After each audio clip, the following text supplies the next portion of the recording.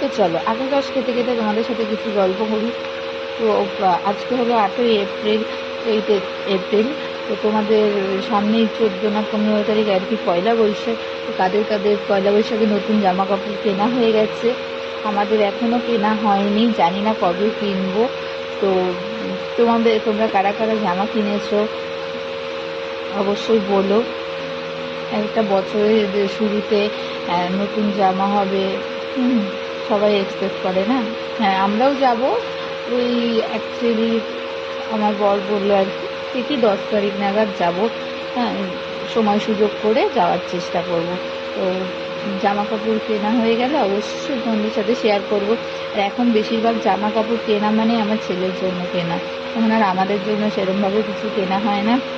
গেলেই বাচ্চাদের কালেকশানগুলো বেশি চোখে পড়ে। তো দেখি কী কিনি, ইচ্ছে আছে কিনবো, একটা শাড়ি কেনার ইচ্ছা আছে, দেখি। যাই হোক, কী কী কেনাকাটা করবো অবশ্যই তোমাদের সাথে শেয়ার করবো। তো চলো আখের রসটা খেয়ে নিই। তো টাটা।